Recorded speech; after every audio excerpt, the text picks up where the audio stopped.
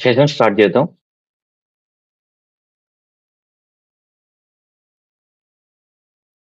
So, screen కనిపిస్తుంది కదండీ మీకు?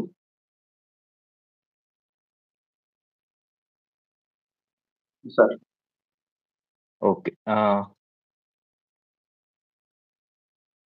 యాక్చువల్‌గా ఒక గుడ్ థింగ్ ఏందంటే మోస్ట్‌లీ ప్రతి ఒక్కరు రాస్తున్నారు. ఎవరైతే జాయిన్ అయ్యారో ప్రతి ఒక్కరు టెస్ట్ రాస్తున్నారు. దాని వరకు గుడ్ థింగ్. స్కోర్ కూడా ఇంప్రూవ్ అవుతుంది. కొంతమందికి ఒక్కొక్కసారి 30, 40 వస్తున్నాయి. ఇంకొకసారి 10 వస్తున్నాయి, 20 వస్తున్నాయి. బట్ అది సెకండరీ అది. అది రైజ్ అవ్వడం, ఫాల్ అవ్వడం అనేది కామన్ అది ప్రిపరేషన్‌లో. దానికి మెయిన్ రీజన్ ఒక చాప్టర్‌లో మనం స్ట్రాంగ్‌గా ఉండొచ్చు. ఇంకో చాప్టర్‌లో వీక్‌గా ఉండొచ్చు. ఎప్పుడైతే ఈ టెస్ట్ రాసిన వెంటనే, ఈ టెస్ట్‌లో ఎన్ని కరెక్ట్ పెట్టారు అనేది కాదు ఇంపార్టెంట్. క్వెషన్‌ని ఎలా అప్రోచ్ అయ్యారు? ఎలా డిరైవ్ చేస్తున్నారు ఆన్సర్‌ని? ఆ క్వెషన్‌లో అడిగిన ప్రతి టర్మ్ నాకు తెలుసా? దాని అసోసియేటెడ్ కాన్సెప్ట్స్ అన్నీ నాకు తెలుసా? నెక్స్ట్ టైమ్ రివిజన్ చేసినప్పుడు ఈ క్వెషన్‌ని నేనెలా గుర్తుపెట్టుకోవాలి? నెక్స్ట్ టైమ్ రివిజన్ చేసినప్పుడు ఇలాంటి క్వెషన్ ఇంకేదైనా ఈ టాపిక్ నుంచి వచ్చే అవకాశం ఉందా? ఇవి మేజర్‌గా ఫోకస్ చేస్తూ ఈ టెస్ట్ రాయాలి. ప్రతి క్వెషన్ చదవాలి. ప్రతి స్టేట్‌మెంట్ కూడా చదవాలి. సో, మార్క్స్ అనేది సెకండరీ. నేను అగైన్ చెప్తున్నాను. ఈ టెస్ట్‌లో మీకు 75% ఉండాలి యాక్యురసీ. అంటే 75% మార్క్స్ అయినా రావాలి.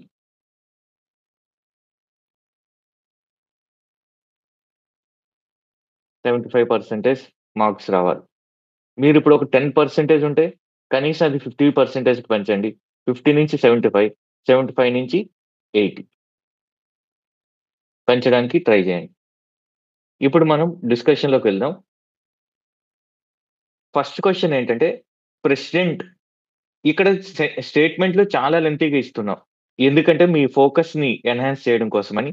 ఫైనల్ ఎగ్జామ్‌లో కూడా ఈ మధ్యన పేపర్ చాలా లెంగ్తీగా ఉంటుంది.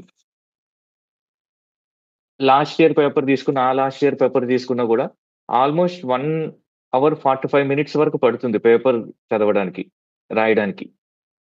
అంతకుముందు అలా ఉండేది కాదు. 1 ½ అవర్‌లో జీఎస్ అయిపోయేది. సీసాట్‌కి టైమ్ కన్‌స్ట్రెయింట్ ఉండేది. కానీ ఇప్పుడు జీఎస్ కూడా టైమ్ కన్‌స్ట్రెయింట్ వచ్చేటట్టుంది.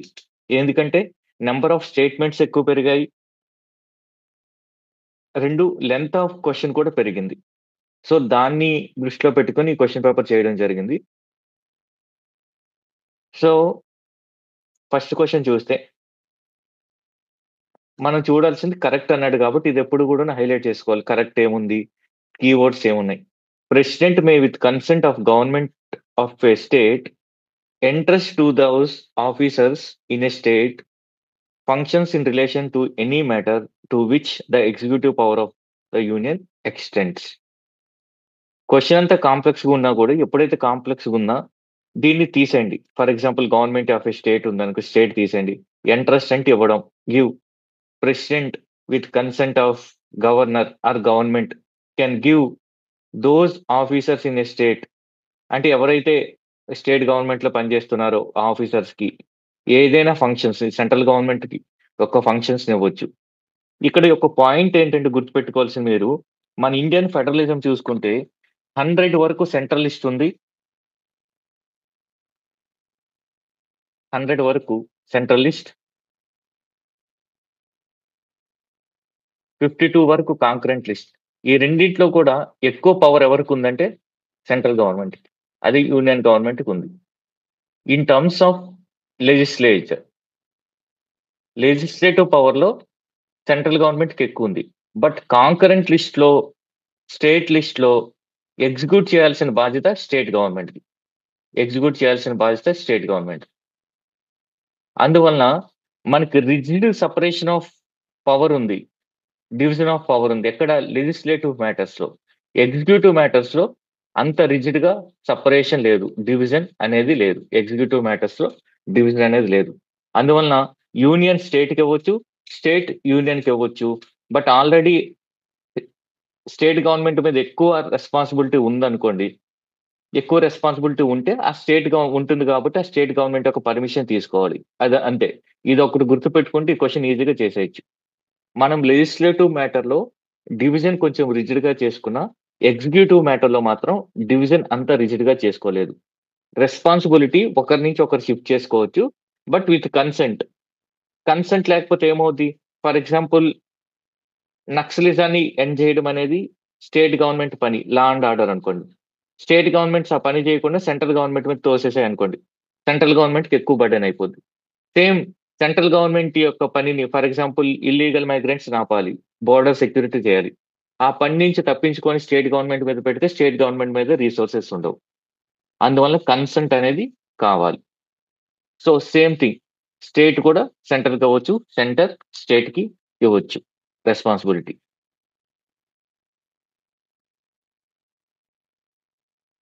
చూడండి ఎప్పుడైనా మీకు ఇక్కడ టెక్నికల్ టర్మ్స్ ఇచ్చాం. ఫర్ ఎగ్జాంపుల్ కొన్ని టెక్నికల్ టర్మ్స్ మీరు నేర్చుకోవాలి. ఎక్కడైనా నాట్ విత్ స్టాండింగ్ ఏదైనా ఒక లాలో రాసినప్పుడు ఇన్ స్పైట్ ఆఫ్ దిస్ అన్న దానికి నాట్ విత్ స్టాండింగ్ అని వాడతారు. ఎలా వాడతారంటే ఈ సెక్షన్‌లో ఏదైతే ఉన్నా, ఈ ఎంటైర్ యాక్ట్‌లో ఏదున్నా కూడా ఈ సెక్షన్ ప్రివైల్ అవుతుంది అనే కంటెక్స్ట్‌లో notwithstanding anything mentioned in this act అని మెన్షన్ చేస్తారు. ఈ యాక్ట్‌లో ఇంకేదైనా ప్రొవిజన్ ఉన్నప్పుడు కూడాను ఈ సెక్షన్ చెల్లుబాటు అవుతుంది అనే మీనింగ్‌తో ఈ పదం వాడతారు. Not with standing. అలానే ఇంకొకటి మీకు దేర్ ఆన్, దేర్ ఆఫ్ ఇలాంటి పదాలు కనిపిస్తాయి. ఇలాంటి టెక్నికల్ పదాలు వీలైతే నేర్చుకోండి. ఇది మీకు ఫ్యూచర్‌లో కూడా యూజ్ అవుతాయి. Thereon, there of.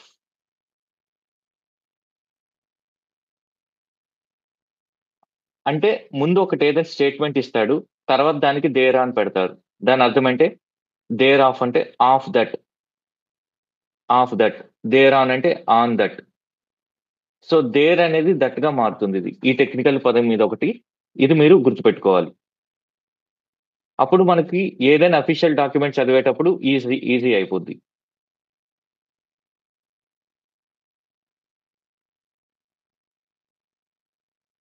ఇక్కడ కూడా ఖచ్చితంగా వాడే ఉంటారు.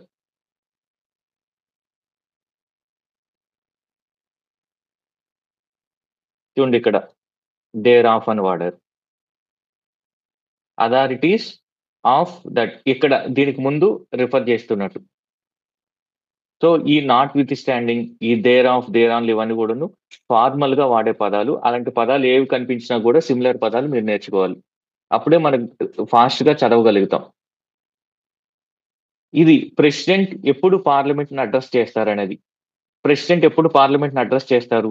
ఎప్పుడైతే ఎప్పుడైతే కొత్త లోక్‌సభ ఎలక్షన్ జరుగుతాయో, కొత్త హౌస్ ఫార్మ్ అవుతుందో అప్పుడు అడ్రస్ చేస్తారు ఒకసారి. రెండోసారి ఫస్ట్ సెషన్ అంటే జాన్‌లో గాని ఎప్పుడైనా ఫస్ట్ సెషన్ పెట్టినప్పుడు అప్పుడు అడ్రస్ చేస్తారు.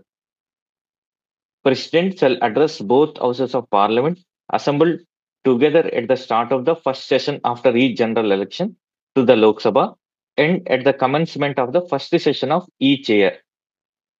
ప్రతి ఇయర్ కూడాను ఫస్ట్ సెషన్ ఎప్పుడైతే ఉంటుందో అప్పుడు అడ్రస్ చేస్తారు. అది రైట్ అది. అలానే లోక్‌సభలు ఇక్కడ మీరు క్లారిటీగా గుర్తుపెట్టుకోవాల్సింది ఏంటంటే day to day suppose Lok Sabha Samman అవుద్ది. అంటే మీటింగ్ కండక్ట్ చేస్తున్నారు.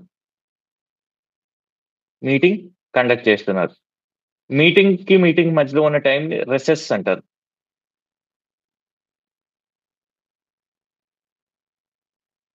రెసెస్. మీటింగ్ మధ్యలో ఉన్న ఖాళీ టైంని recess. For example budget session తర్వాత మాన్సూన్ సెషన్ తర్వాత వింటర్ సెషన్. కాన్స్టిట్యూషన్ ప్రకారం ఒక సెషన్‌కి ఇంకొక సెషన్‌కి 6 మంత్స్ దాటి గ్యాప్ ఉండకూడదు. కానీ ఇండియాలో కన్వెన్షన్ ప్రకారం 3 సెషన్స్ జరుగుతున్నాయి. బడ్జెట్ సెషన్ ఒకటి, మాన్సూన్ సెషన్ ఒకటి, వింటర్ సెషన్ ఒకటి. వీటన్నిటిలో ఉన్న చిన్న సెషన్ ఏదంటే వింటర్ సెషన్ చాలా తక్కువ టైం జరుగుతుంది. ఇప్పుడు హౌస్‌ని సమన్ చేసేది ఎవరంటే president on advice of cabinet. Budget session ఇప్పుడు ఆంధ్రప్రదేశ్‌లో అసెంబ్లీ సెషన్స్ జరుగుతున్నాయి. ఎప్పుడు జరగాలి అనేది గవర్నర్‌కి చెప్తే గవర్నర్ ఫర్ ఎగ్జాంపుల్ సెప్టెంబర్ 16థ్ నుంచి మీటింగ్ అని చెప్తారు. దీన్ని సమ్మన్ అంటారు.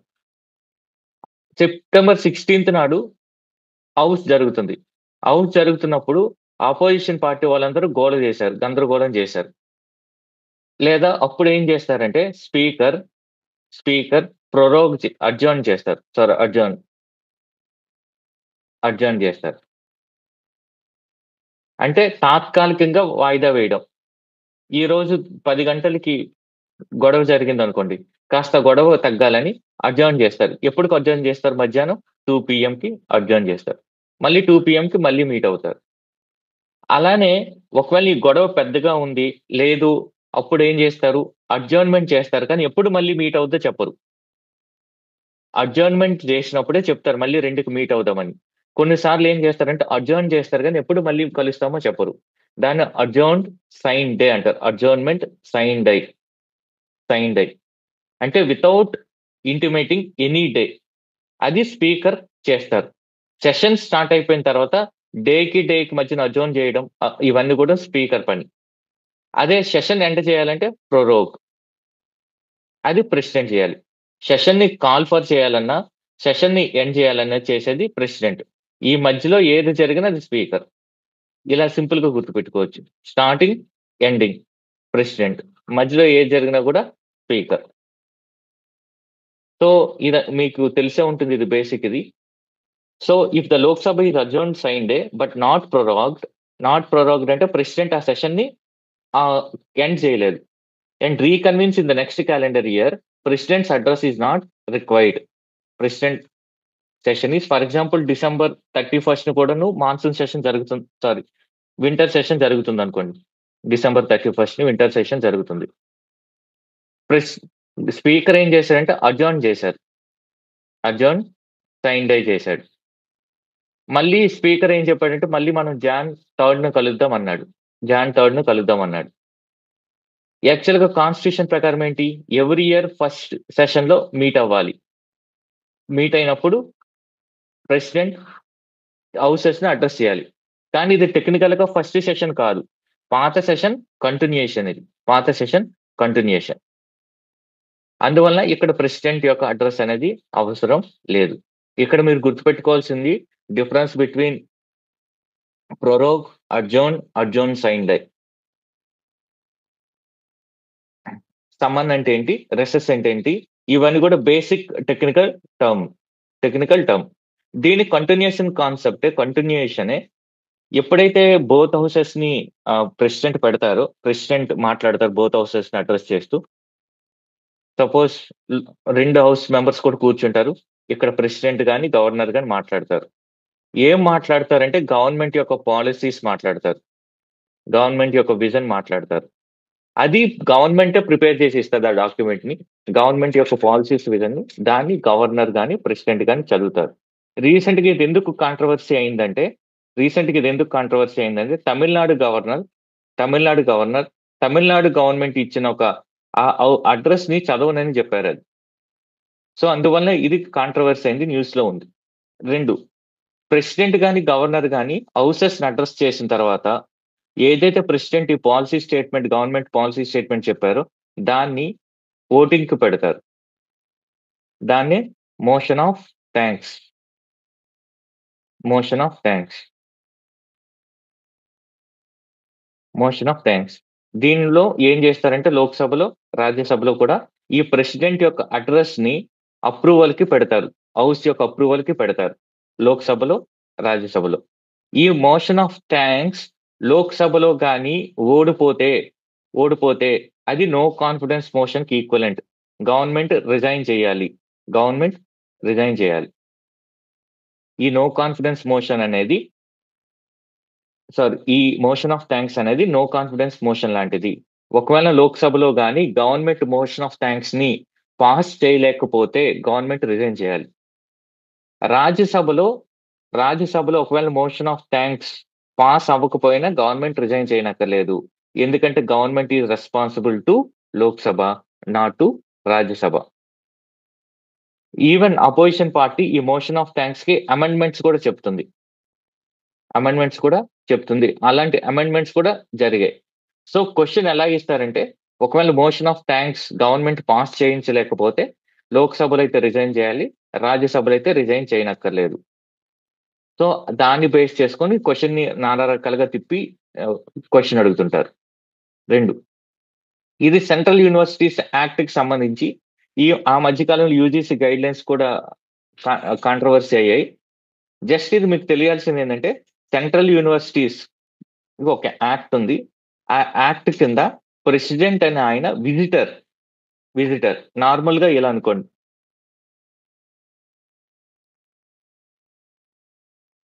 సో ఓవరాల్‌గా కంట్రీ మొత్తం కూడాను గవర్నమెంట్ సూపర్విజన్ ఉంటది కాబట్టి విజిటర్ ఉంటారు. విజిటర్ కింద చాన్సలర్ ఉంటారు. చాన్సలర్ కింద వైస్ చాన్సలర్ ఉంటారు. డే టు డే అడ్మినిస్ట్రేషన్ మొత్తం చూసుకునేది ఎక్కువ వైస్ చాన్సలర్ ఉంటారు. కంపెనీ సీఈఓ లాంటిది. కంపెనీ కూడా మీకు తీసుకుంటే 2 పోస్టులుంటాయి. ఒకటి ఎండీ, 2 సీఈఓ. ఎండీ అంటే ఆ కంపెనీ ఓనర్ లాంటిది వాళ్ళు. సీఈఓ అంటే ఆ company day to day operations చూసుకునేది. Day to day. ఈ ఎండీ అన్ని డే టు డే ఆపరేషన్స్ చూడ్డు. ఇన్వెస్ట్‌మెంట్ ఎక్కడ తీసుకురావాలి? ఇన్వెస్ట్‌మెంట్ ఎక్కడ పెట్టాలి? ఇలాంటి మేజర్ పాలిసీ డెసిషన్స్ మాత్రమే తీసుకుంటాడు ఎండీ. సీఈఓ మాత్రం రోజు రోజు తీసుకునేవి. అలానే చాన్సలర్, వైస్ చాన్సలర్ యొక్క రోల్ కూడా. ఇది ఎప్పుడు కూడా న్యూస్‌లో ఉంటుందండి. ఎందుకంటే తమిళనాడులో, కేరళలో, మన ఆంధ్రప్రదేశ్‌లో ఆంధ్రప్రదేశ్ స్టేట్ యూనివర్సిటీకి chancellor, governor. Chancellor, governor. Government ఎప్పుడైతే వైస్ ఛాన్సలర్స్‌ని అపాయింట్ చేస్తుందో తమిళనాడు, కేరళలో ఆ గవర్నర్స్ అపోజ్ చేస్తున్నారు. అందువలన అదెప్పుడు కూడా న్యూస్‌లో ఉంటూనే ఉంటుంది. ఛాన్సలర్, వైస్ ఛాన్సలర్ గొడవ. సో, న్యూస్‌లో వచ్చినప్పుడు మీరు ఖచ్చితంగా అది ఫాలో అవ్వండి. ప్రెసిడెంట్ విజిటర్ హోదాలో ఆ యూనివర్సిటీ మీద ఒక క్వాలిటీ కంట్రోల్‌కి ఆయనకి పవర్ ఉంది.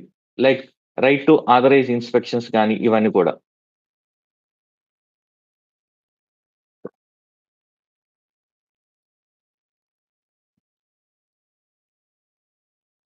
సో, ఇక్కడి వరకు క్లియర్ అండి.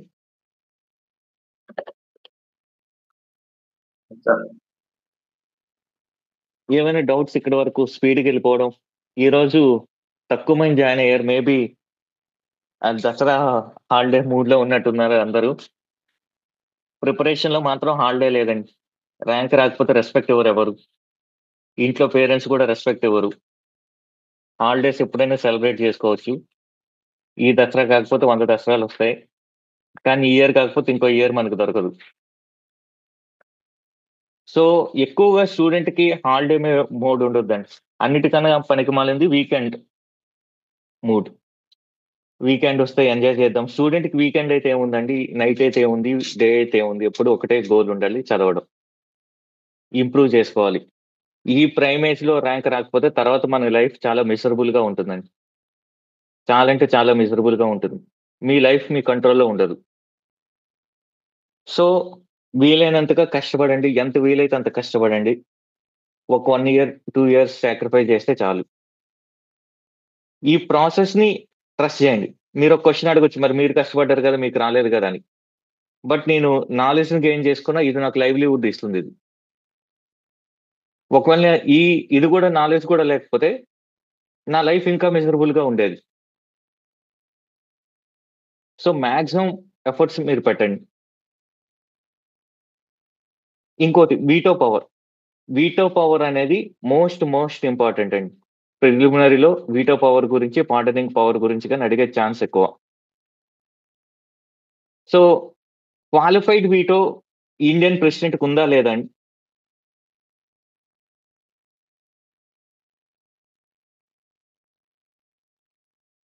Qualified veto.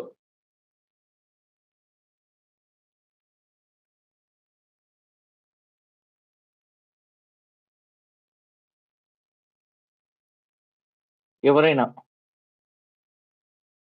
ఒకరు చెప్పారు నో. అసలు క్వాలిఫైడ్ వీటో అంటే ఏంటి? ఎందుకంటే మిగతా వీటోస్ అన్ని కూడా మీకు తెలిసుంటాయి. క్వాలిఫైడ్ వీటో అంటే ఏంటి?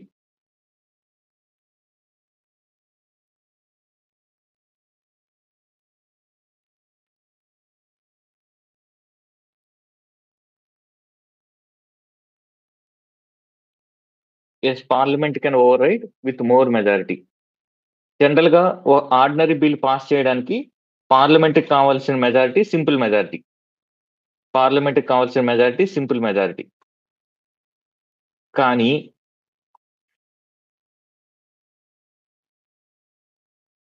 President, parliament. పార్లమెంట్ ఆర్డినరీ బిల్ని సింపుల్ మెజారిటీతో పాస్ చేసింది అనుకుందాం. Ordinary bill with simple majority pass చేస్తే ప్రెసిడెంట్ దాన్ని రిటర్న్ పంపించారు అనుకుందాం.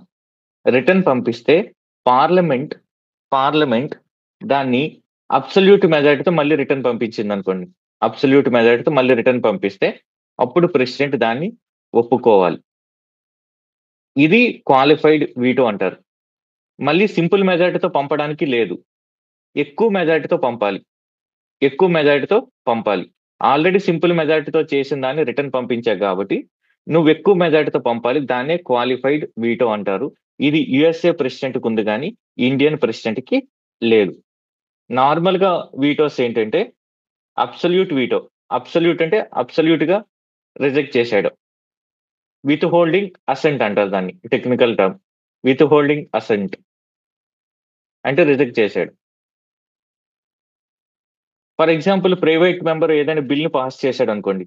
ఆ ప్రైవేట్ మెంబర్ బిల్ పాస్ అయిపోయింది అనుకుందాం పార్లమెంట్ లో, కానీ గవర్నమెంట్ కి ఇష్టం లేదు ఆ ప్రైవేట్ మెంబర్ బిల్ ని ఇంప్లిమెంట్ చేయడం. అప్పుడు గవర్నమెంట్ ఏం చేస్తుంది అంటే త్రూ ప్రెసిడెంట్ ఆ బిల్ ని రిజెక్ట్ చేస్తుంది.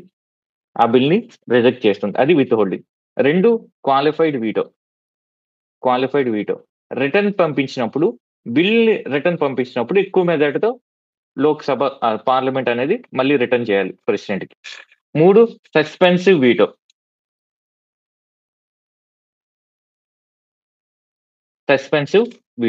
4 పాకెట్ వీటో. కాన్స్టిట్యూషన్ లో ఈ పాకెట్ వీటో గురించి చెప్పలేదు, కానీ కాన్స్టిట్యూషన్ ప్రకారం ప్రెసిడెంట్ ఎన్ని రోజుల్లో అసెంట్ ఇవ్వాలో కూడా చెప్పలేదు.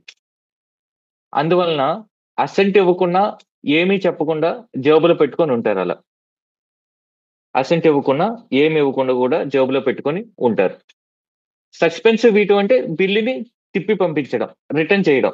మళ్ళీ లోక్సభ పార్లమెంట్ మళ్ళీ పంపించేయచ్చు సేమ్ మెజారిటీతో. అప్పుడు ప్రెసిడెంట్ ఒప్పుకోవాల్సి ఉంటుంది. అది సస్పెన్సివ్ వీటో. అది qualified veto, suspensive veto more or less same. But qualified వీటోలో పార్లమెంట్ హైయెస్ట్ మెజారిటీతో పంపాలి, నాట్ హైయర్ మెజారిటీతో పంపాలి. పార్లమెంట్ హైయర్ మెజారిటీతో పంపాలి. సస్పెన్సివ్ వీటోలో సేమ్ మెజారిటీతో పంపాలి. ఫర్ ఎగ్జాంపుల్ ఇక్కడ ఆర్డినరీ బిల్ సింపుల్ మెజారిటీతో పంపించారు, ప్రెసిడెంట్ కి పంపిస్తే ప్రెసిడెంట్ సస్పెన్సివ్ వీటో వాడి రిటర్న్ చేశారు. అప్పుడు పార్లమెంట్ కూడా మళ్ళీ సేమ్ సింపుల్ మెజారిటీతో పంపించవచ్చు. సో ఇది వీటోస్. ఇందులో క్వాలిఫైడ్ వీటో అనేది ప్రెసిడెంట్ కి లేదు, ఇండియన్ ప్రెసిడెంట్ కి లేదు, అమెరికన్ ప్రెసిడెంట్ కి ఉంది. సో ఇప్పుడు క్వశ్చన్ చూద్దాం. మనీ బిల్ గురించి మీకు తెలిసే ఉంటుంది. ఇది కూడా ఇంపార్టెంట్. మనీ బిల్ అనేది most important. Money bill introduce చేయాలంటే ఫస్ట్ ప్రెసిడెంట్ యొక్క రికమెండేషన్ ఉండాలి, ప్రేయర్ రికమెండేషన్ అనేది ఉండాలి ప్రెసిడెంట్. ప్రెసిడెంట్ మనీ బిల్ అనేది రిజెక్ట్ చేసేయచ్చు కంప్లీట్ గా మనీ బిల్ ని, కానీ పాకెట్ వీటో వాడలేడు.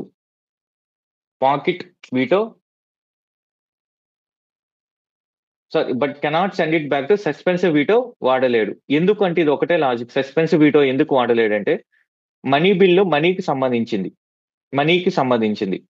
గవర్నమెంట్ కి మనీ అవసరం అవుతాయి. ఒకవేళ మనీ రాకపోతే government day to day administration అనేది కొలాప్స్ అయిపోద్ది. అప్పుడు ప్రెసిడెంట్ ఏదో ఒకటి డెసిషన్ తీసుకోవాలి.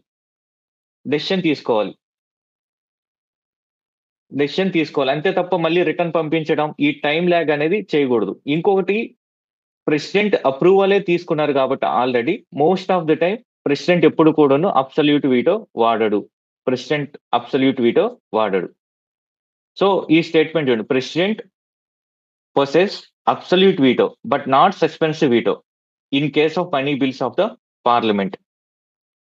అబ్సల్యూట్ వీటో అధికారం ఉంది కానీ వాడడు. ఎందుకు వాడడంటే మనీ బిల్ ని ఆల్రెడీ ప్రెసిడెంట్ యొక్క అప్రూవల్ తోనే పెడతారు.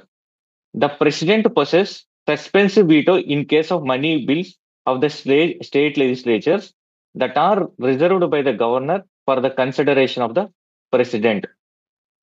సో మీకు స్టేట్ గవర్నమెంట్ నుంచి బిల్స్ ని గవర్నర్ ప్రెసిడెంట్ కి అప్రూవల్ కోసం రిజర్వ్ చేయొచ్చు. ఈ పాయింట్ మీకు తెలిసిందే. ఆర్టికల్ 200 ఏదైనా స్టేట్ బిల్ ని గవర్నర్ ప్రెసిడెంట్ అప్రూవల్ కి పంపించవచ్చు. ఇదే కాంట్రవర్సీ అవుతుంది ఇప్పుడు తమిళనాడులో ఏం చేస్తారంటే నీటికి సంబంధించిన ఒక బిల్ తీసుకొస్తే దాన్ని తమిళనాడు గవర్నర్ ఆర్ఎన్ రవి ప్రతిది కూడాను ప్రెసిడెంట్ కి రిజర్వ్ చేసేస్తున్నారు. ప్రెసిడెంట్ కి రిజర్వ్ చేసినప్పుడు ప్రెసిడెంట్ కి తన బిజీ స్కెడ్యూల్ ఉండడం వల్ల ఆ బిల్ పైన వెంటనే ఒపీనియన్ రాదు. వెంటనే ఒపీనియన్ రాదు. అలా వల్ల స్టేట్ గవర్నమెంట్స్ కి టైం ల్యాప్స్ అవుతుంది. ఇంకోటి ఏంటంటే ప్రెసిడెంట్ మళ్ళీ రిటర్న్ పంపించాడు అనుకోండి ఆ బిల్లుని. రిటర్న్ పంపించి మళ్ళీ స్టేట్ అసెంబ్లీ మళ్ళీ దాన్ని అప్రూవ్ చేసి మళ్ళీ పంపించింది అనుకోండి ప్రెసిడెంట్ కి. అప్పుడు దాన్ని అప్రూవ్ చేయాల్సిన అవసరం లేదు స్టేట్ బిల్లులో అయితే. కానీ పార్లమెంట్ బిల్లులో అయితే అప్రూవల్ అనేది చేయాల్సి ఉంటుంది. సో ఈ రెండింటి మధ్యన డిఫరెన్స్ తెలుసుకోండి. ప్రెసిడెంట్ యొక్క power with respect to union laws and with respect to state loss.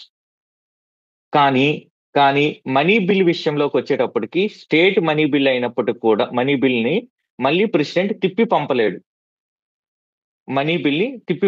ఎందుకంటే మనీ బిల్ విషయంలో సస్పెన్సివ్ వీటో అనేది లేదు. సో ఇది ఇన్ డెప్త్ క్వశ్చన్. ఇది ఇన్ డెప్త్ క్వశ్చన్.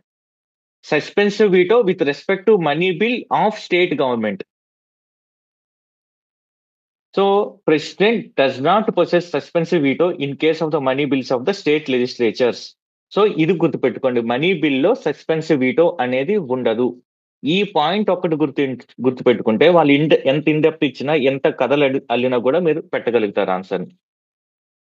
ఇంకా with respect to constitutional amendment president కి ఏ పవర్ కూడా లేదు. ఇంతకు ముందు ప్రెసిడెంట్ కి పవర్ ఉండేది, కానీ కాన్స్టిట్యూషనల్ అమెండ్మెంట్ 24th తర్వాత కాన్స్టిట్యూషనల్ అమెండ్మెంట్ ని పార్లమెంట్ పాస్ చేస్తే ప్రెసిడెంట్ ఖచ్చితంగా అసెంట్ ఇవ్వాల్సిందే. ప్రెసిడెంట్ ఒక రబ్బర్ స్టాంప్ లా అసెంట్ ఇవ్వాల్సిందే. సో నా బుక్ లో ఒక టేబుల్ వేసుకున్నానండి అప్పుడు నేను చదివినప్పుడు, అది ఓపెన్ చేశాను. సో మీకు ఇది యూజ్ అవ్వచ్చు.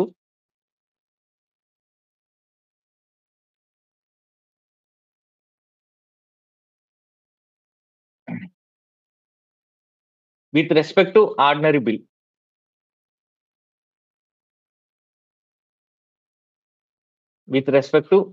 బిల్, ఎన్ని వీటోస్ ఉన్నాయండి ప్రెసిడెంట్ కి? ఒకటి అబ్సల్యూట్ వీటో, కంప్లీట్ గా రిజెక్ట్ చేయొచ్చు. ఇంకోటి సస్పెన్సివ్ వీటో, రిటర్న్ చేయొచ్చు. Reject, return.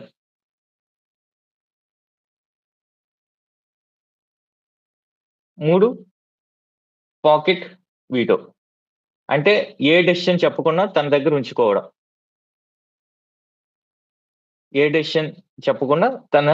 ఉంచుకోవడం. ఆర్ ఇవేవి కాకపోతే బిల్ కి అసెంట్ ఇచ్చేయచ్చు. ఫోర్త్ ఆప్షన్ అది, బిల్ కి అసెంట్ ఇవ్వడం.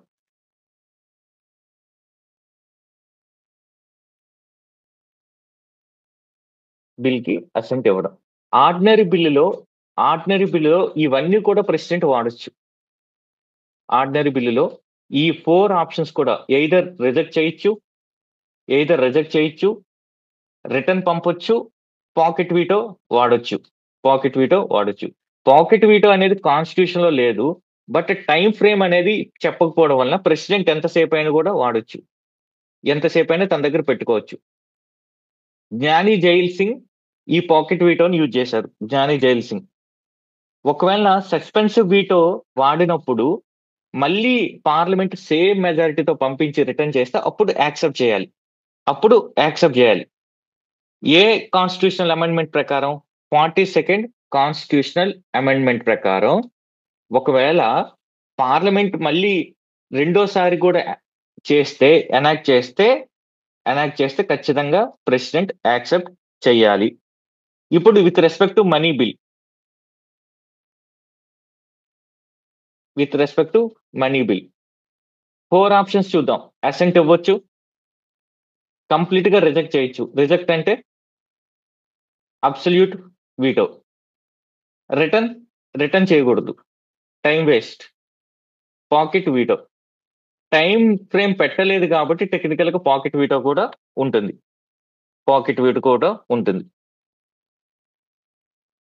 With respect to constitutional amendment act, president has no power except giving assent after 24th Constitutional Amendment Act. 24th Constitutional Amendment Act తర్వాత president కి ఎలాంటి పవర్ లేదు.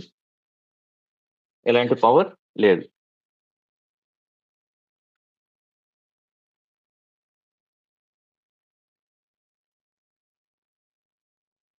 సో అర్థమైందండి వీటోస్ గురించి. ప్రెసిడెంట్ కి అయితే ఈ 4 ఆప్షన్స్ ఉంటాయి. అసెంట్ ఇవ్వడం కానీ, రిజెక్ట్ చేయడం కానీ, రిటర్న్ చేయడం కానీ, పాకెట్ వీటో పెట్టడం కానీ. అదే గవర్నర్ కి అయితే 5th ఆప్షన్ కూడా ఉంటుంది. అదే ప్రెసిడెంట్ కి బిల్ ని రిజర్వ్ చేయడం. సో ఈ వీటోస్ అర్థమైతే నెక్స్ట్ క్వశ్చన్ కి వెళ్దాం.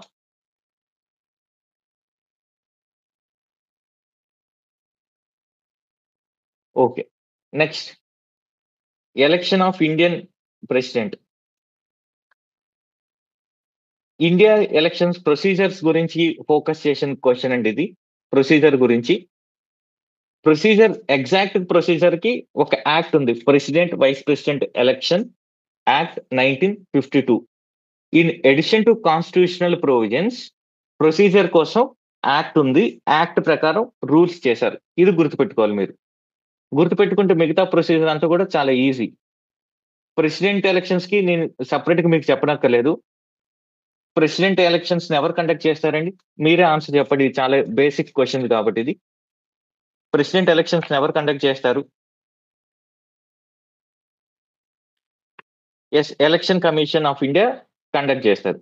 Election of commission of India conduct చేసి రిటర్నింగ్ ఆఫీసర్ ఉంటారు. ఫర్ ఎగ్జాంపుల్ మన అసెంబ్లీ ఎలక్షన్స్ కూడా రిటర్నింగ్ ఆఫీసర్స్ ఉంటారు.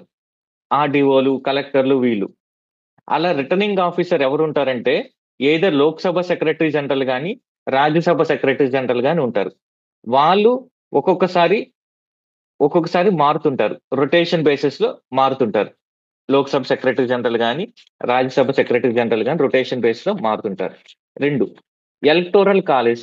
ఎలక్టోరల్ కాలేజ్ ఎవరెవరు members? Both MPs and MLAs members. ఇక్కడ కన్ఫ్యూజింగ్ ఏం అడుగుతారంటే రాజ్యసభలో నామినేటెడ్ మెంబర్స్ ఉన్నారు కాబట్టి వాళ్ళు ఉంటారా అని అడుగుతారు.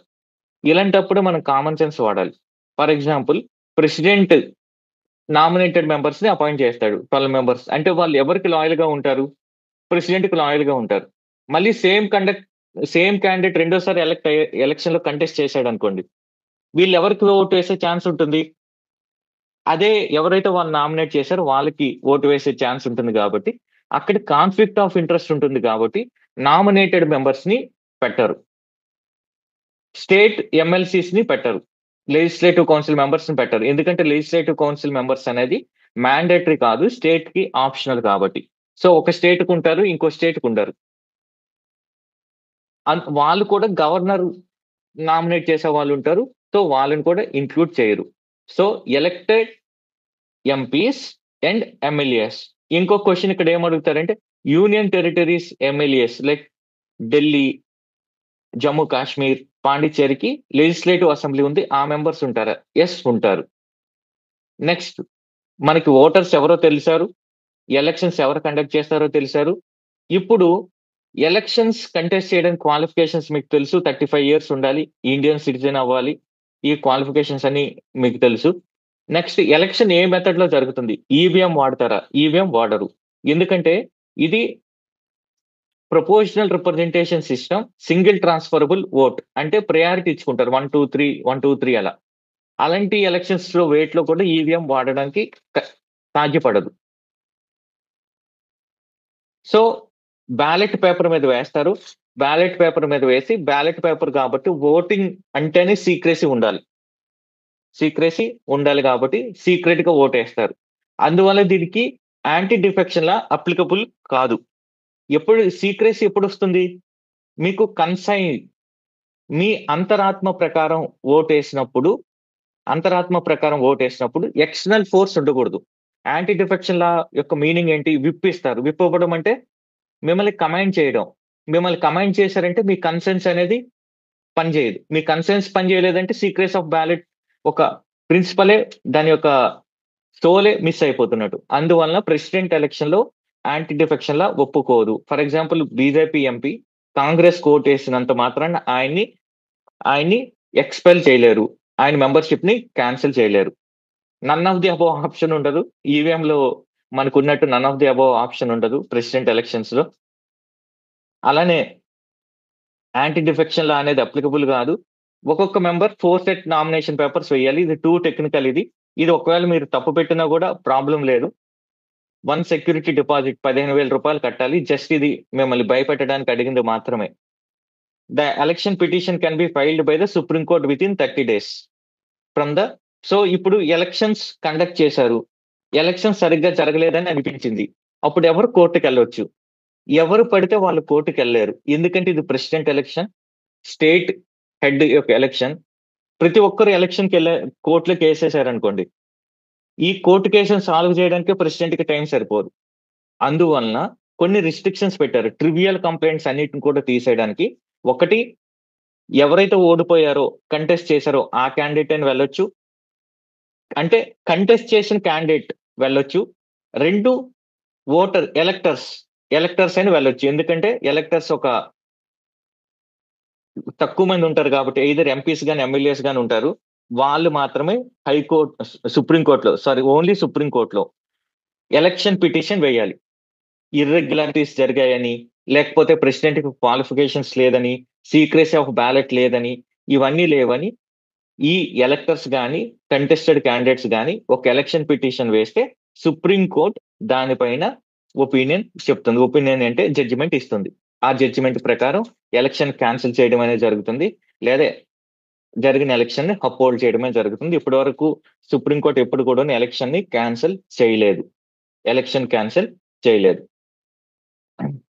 ఈవెన్ ప్రివెంటివ్ డిటెన్షన్ కింద అరెస్ట్ అయిన వాళ్ళు కూడా ఎలక్షన్ లో ఓటు వేయొచ్చు. వాళ్ళు పోస్టల్ బ్యాలెట్ యూజ్ చేసుకొని ఓటు వేస్తారు. సో అది విత్ రెస్పెక్ట్ టు ఎలక్షన్. ఇది ఎందుకు వైస్ ప్రెసిడెంట్ ఎలక్షన్ రీసెంట్ గా జరిగాయి కాబట్టి ఇది చాలా చాలా ఇంపార్టెంట్. ప్రెసిడెంట్ ఎలక్షన్ కానీ వైస్ ప్రెసిడెంట్ ఎలక్షన్ కానీ important. MP vote MLA vote అనేది సేమ్ ఉండదు. ఎంపీ ఓట్ ఒకలా క్యాలిక్యులేట్ చేస్తారు, ఎమ్మెల్యే ఓట్ ఒకలా క్యాలిక్యులేట్ చేస్తారు. ఫర్ ఎగ్జాంపుల్ ఎమ్మెల్యే ఓట్ ఉంది అనుకోండి.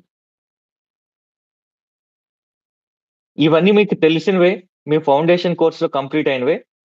ఒక ఎమ్మెల్యే ఓట్ ఎలా క్యాలిక్యులేట్ చేస్తారంటే, స్టేట్ పాపులేషన్ తీసుకుంటారు. ఏదైతే స్టేట్ ఉందో ఆ స్టేట్ పాపులేషన్ తీసుకొని టోటల్ నెంబర్ ఆఫ్ ఎమ్మెల్యేస్ తీసుకుంటారు. దీన్ని తక్కువ నెంబర్ చేయడానికి 1/1000 వేస్తారు. ఎందుకంటే పాపులేషన్ క్రోర్స్ లో ఉంటుంది, వీళ్ళు హండ్రెడ్స్ లో ఉంటారు కాబట్టి ఒక రీజనబుల్ నెంబర్ కి ఇంటూ 1/100 వేస్తారు. దీన్ని బట్టి స్టేట్ ఎమ్మెల్యే యొక్క వాల్యూ డిసైడ్ చేస్తారు. అదే ఎంపీ వాల్యూ అనుకోండి, MP total value of MLA votes, total value of MLA votes by total elected MPs. ఇది ఎంపీ ఓట్ వాల్యూ ఇలా క్యాలిక్యులేట్ చేస్తారు. అందువల్ల ఎమ్మెల్యే ఓట్ ఒక స్టేట్ కి ఎక్కువ ఉండొచ్చు, ఇంకో స్టేట్ కి తక్కువ ఉండొచ్చు. ఫర్ ఎగ్జాంపుల్ యూపీ యొక్క ఎమ్మెల్యే ఓట్ ఎక్కువ ఉంటుంది, అరుణాచల్ ప్రదేశ్ ఎమ్మెల్యే ఓట్ తక్కువ ఉంటుంది. అరుణాచల్ ప్రదేశ్ ఎమ్మెల్యే ఓట్ అనేది తక్కువగా ఉంటుంది. ఇలాంటి బేసిక్ క్వశ్చన్స్ కూడా అడిగే ఛాన్స్ ఉంటుంది ఎగ్జామ్ లో. సో ఇవి ఎప్పుడు కూడా మన ఫింగర్ టిప్స్ మీద ఉండాలి. టోటల్ పాపులేషన్ బై స్టేట్ యొక్క total population by MLAs into 1/1000. So ఇది ఆర్డినెన్స్ అంటే ఎగ్జిక్యూటివ్ లా అంటే ఒక ఎమర్జెన్సీ టైంలో ఎగ్జిక్యూటివ్ కి ఇచ్చిన పవర్ అండర్ ఆర్టికల్ 123 ప్రకారం ఇచ్చిన పవర్ ఆర్డినెన్స్. గవర్నర్ ఇవ్వచ్చు, ప్రెసిడెంట్ ఇవ్వచ్చు. ఇక్కడ కొన్ని సేఫ్ గార్డ్స్ ఉన్నాయి. ఆర్డినెన్స్ అంటే ఒక పార్లమెంట్ లానే పనిచేస్తుంది. లా పనిచేస్తుంది. సో ఒక లాకి ఏదైతే పవర్ ఉందో ఆర్డినెన్స్ కి అదే పవర్ ఉంటుంది. ఒక లాకి ఏదైతే రిస్ట్రిక్షన్స్ ఉన్నాయో ఆర్డినెన్స్ కూడా అదే రిస్ట్రిక్షన్స్ ఉన్నాయి. ఫర్ ఎగ్జాంపుల్ ఒక ఆర్డినరీ లాతో ఫండమెంటల్ రైట్స్ ని మార్చలేం. ఫండమెంటల్ రైట్స్ మార్చాలంటే కాన్స్టిట్యూషనల్ అమెండ్మెంట్ కావాలి. సేమ్ ఆర్డినెన్స్ తో కూడా మార్చలేం. ఫండమెంటల్ రైట్స్ మార్చాలంటే కాన్స్టిట్యూషనల్ అమెండ్మెంట్ కావాలి. ఇది ఇంపార్టెంట్. అలానే సపోజ్ ఇప్పుడు యూనియన్ లా ఉందనుకోండి, యూనియన్ లిస్ట్ అది కాంకరెంట్ లిస్ట్ మీద చేయగలుగుద్ది. అలానే ఆర్డినెన్స్ కూడా యూనియన్ లిస్ట్, కాంకరెంట్ లిస్ట్ మీద చేయగలుగుతుంది. అంటే గాని స్టేట్ లిస్ట్ మీద చేయలేదు. స్టేట్ లిస్ట్ మీద చేయలేదు. అలానే రెట్రోస్పెక్టివ్ తీసుకున్నారనుకోండి, యూనియన్ లా రెట్రోస్పెక్టివ్ గా చేయొచ్చు సివిల్ మ్యాటర్స్ లో. యూనియన్ లా ఆల్రెడీ మనం డిస్కస్ చేసాం ఇది. రెట్రోస్పెక్టివ్ గా చేయొచ్చు. ఏ మ్యాటర్ లో? సివిల్ మ్యాటర్ లో. క్రిమినల్ మ్యాటర్ లో చేయలేం. క్రిమినల్ మ్యాటర్ లో చేయలేం. ఒకటి గుర్తుపెట్టుకోవాలి ఏంటంటే, సపరేషన్ ఆఫ్ పవర్స్ కి వ్యతిరేకం ఆర్డినెన్స్. ఎందుకంటే లా చేయడం అనేది అసెంబ్లీ యొక్క రోల్, అదే లెజిస్లేటివ్ బాడీ యొక్క రోల్.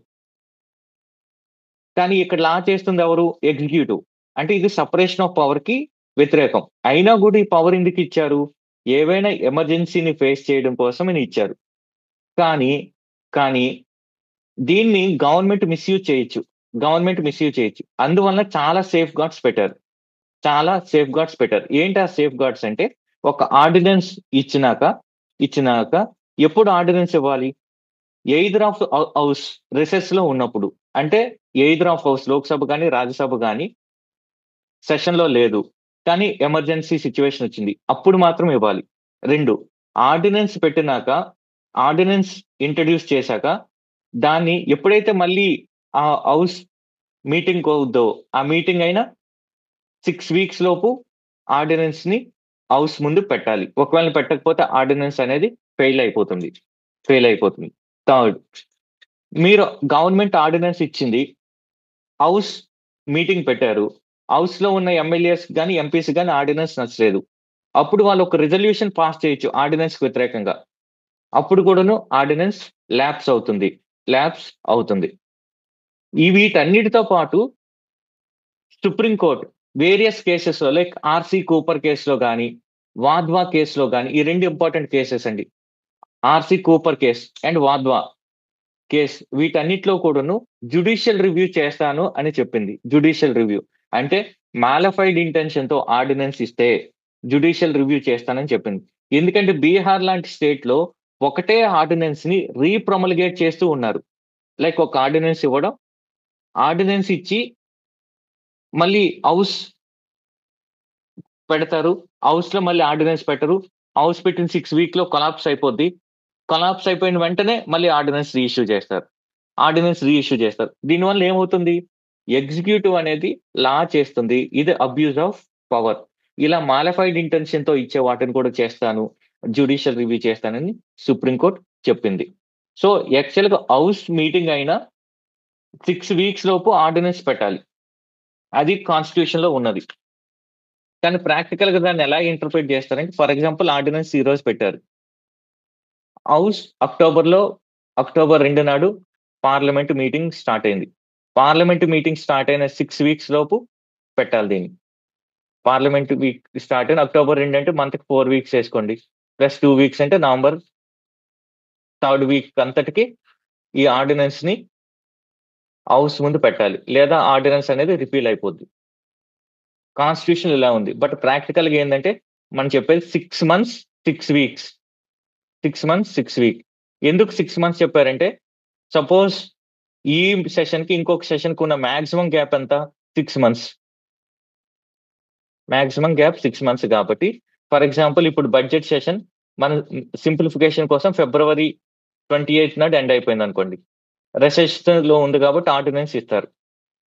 అంటే 6 months, 2 + 6 8, ఆగస్ట్ ప్లస్ 6 weeks ఎంత? ఆగస్ట్ సెప్టెంబర్లో. కాన్స్టిట్యూషన్ ప్రకారం ఒకటి ఉంది, బట్ దాన్ని ఇంప్లిసిట్ గా ఇంటర్ప్రిట్ చేసుకునేది డిఫరెంట్ గా ఉంది. సో ఇది క్వశ్చన్. ఇది enables the legislature to deal with. Legislature enable చేయలే, ఆల్రెడీ లెజిస్లేచర్ కి పవర్ ఉంది, ఎగ్జిక్యూటివ్ ఎనేబుల్ చేసింది. ఇది తెలిస్తే ఫస్ట్ది, అది మోస్ట్ ఈజియెస్ట్. అది నెంబర్ ఆఫ్ స్టేట్మెంట్స్ ఎక్కువ ఉన్నాయి కానీ క్వశ్చన్ లో మోస్ట్ ఈజియెస్ట్ క్వశ్చన్ ఇది. సో తప్పు. Under exceptional circumstances the president can issue ordinance in case of the items listed in state list లో చేయలేదు కదా. ఈ పవర్ అనేది coterminous with law making power of parliament. Coterminous అంటే parliamentary law making power ఎలాంటిదో దీనిది కూడా అలాంటిది. స్టేట్ లిస్ట్ కాదు, యూనియన్ లిస్ట్. అంటే 2 తప్పు. So answer D. మనకి మిగతా వాటి గురించి తెలియకపోయినా కూడా ఆన్సర్ వచ్చేస్తుంది. బట్ ఓపిక్గా చదవాలి. Ordinance can be retrospective and can modify, repeal any act of parliament but cannot be issue to amend constitution. Constitution amend చేయలేదు. Once an ordinance is promulgated and placed before the parliament for its consideration, president cannot withdraw it. President ఎప్పుడైనా withdraw చేసుకోవచ్చు. President ఎప్పుడైనా దీన్ని withdraw చేసుకోవచ్చు.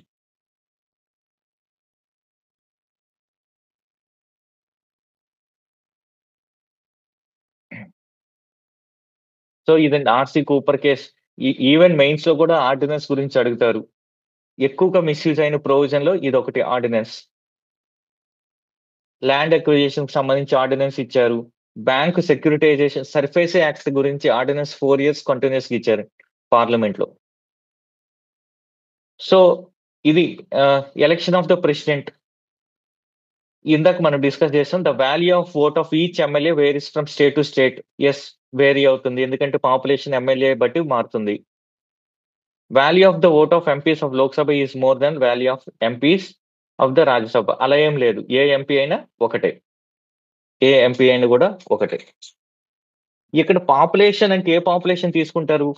1971 population తీసుకుంటారు.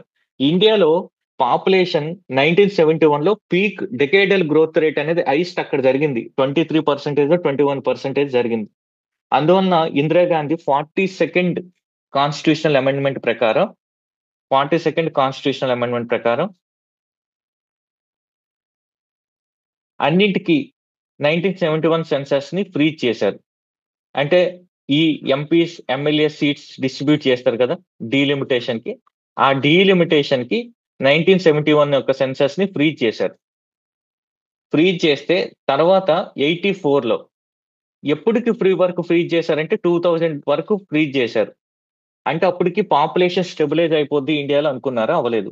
42ని 2 terms చేస్తే 84 లో మళ్ళీ వాజ్పేయి గవర్నమెంట్ ఫ్రీజ్ చేసింది. ఎప్పుడు? సెన్సస్ 2031 తర్వాత, ఈ సెన్సస్ తర్వాత డీలిమిటేషన్ చేయాలి అని. సో ఇప్పుడు ఈ డీలిమిటేషన్ అనేది గొడవ అవుతుంది. ఎందుకు అవుతుందంటే ఈ డీలిమిటేషన్ ఎందుకు గొడవ అవుతుందంటే, నార్త్ పాపులేషన్ అనేది కంట్రోల్ చేయలేకపోయింది, సదరన్ స్టేట్స్ పాపులేషన్ అనేది కంట్రోల్ చేసింది. టిఎఫ్ఆర్ రీప్లేస్మెంట్ రేట్ అనేది 2.1. రీప్లేస్మెంట్ రేట్ అనేది 2.1. ఎందుకు 2.1 అంటే, ఫర్ ఎగ్జాంపుల్ ఒక మేల్ మెంబర్, భర్త భార్య, ఫీమేల్ మెంబర్, వీళ్ళిద్దరిని రీప్లేస్ చేయాలంటే ఇద్దరు చిల్డ్రన్ కావాలి.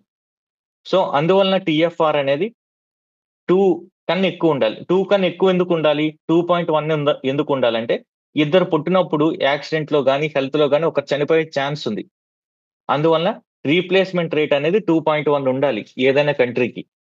కానీ ఇంట్రెస్టింగ్లీ ఏపీ లాంటి స్టేట్ లో, కేరళ లాంటి స్టేట్ లో ఇది 1.6 నుంచి 1.8 ఉంది.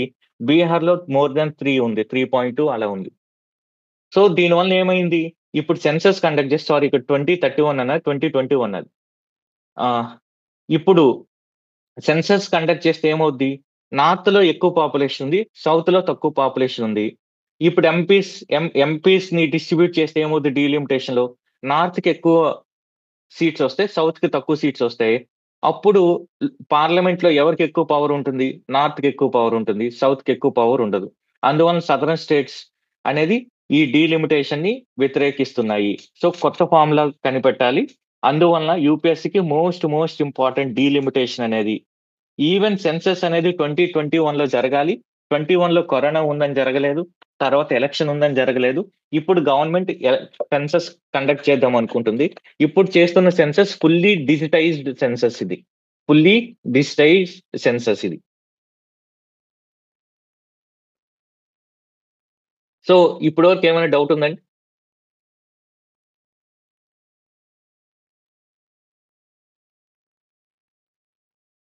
ట్వంటీ 26.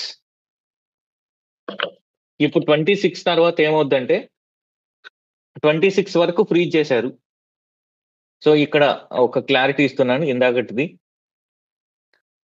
2000లో 84 కాన్స్టిట్యూషనల్ అమెండ్మెంట్ ద్వారా ఏం చేశారంటే 26 వరకు 1971 సెన్సస్ నే వాడతారు.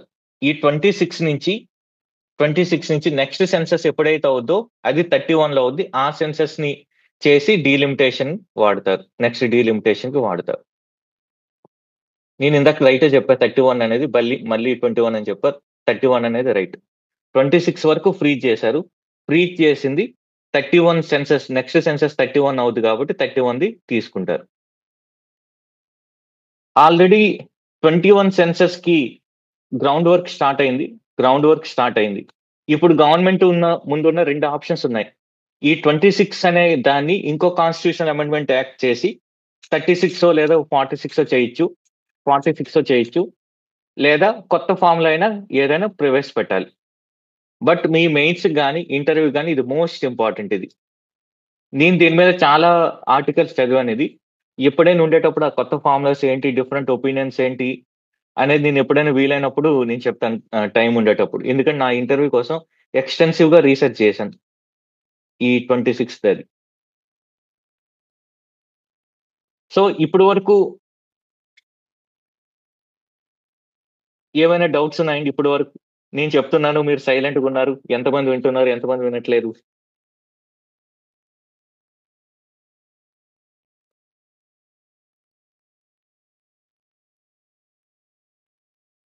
Okay, next. మీకు ఒకవేళ ఏమైనా అర్థం కాకపోతే చెప్పండి, నేను మళ్ళీ దాన్ని రిపీట్ చేస్తాను. 10 సార్లు రిపీట్ చేస్తాను నేను అది. So which of the following are the functions of the cabinet secretariat?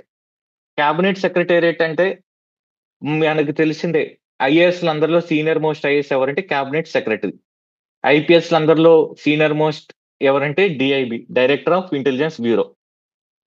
So పోలీసులకి అందరికి ఈయన సీనియర్ అయితే, ఈయన బాస్ అయితే, ఐఏఎస్ అందరికి క్యాబినెట్ సెక్రటరీ బాస్. అదే స్టేట్ లో అయితే చీఫ్ సెక్రటరీ. స్టేట్ లో chief secretary equal to central లో సెక్రటరీ. జనరల్ గా మీకు ఈ హైరార్కీ తెలిసే ఉంటుంది. మీరు రేపు కలెక్టర్ అయితే ఏమవుతారు? ఫస్ట్ అసిస్టెంట్ కలెక్టర్ అవుతారు.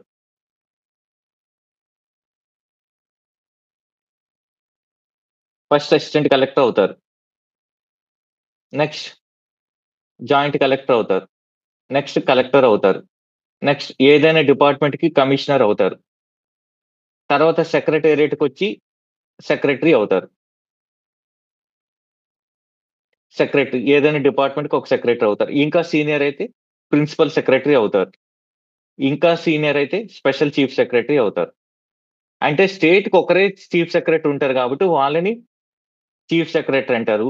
సేమ్ సీనియర్ ఉన్న వాళ్ళందరినీ కూడా స్పెషల్ చీఫ్ సెక్రటరీ అంటారు. చీఫ్ సెక్రటరీ అందరికి హెడ్ అయితే స్పెషల్ చీఫ్ సెక్రటరీ ఒక డిపార్ట్మెంట్ ని చూసుకుంటారు.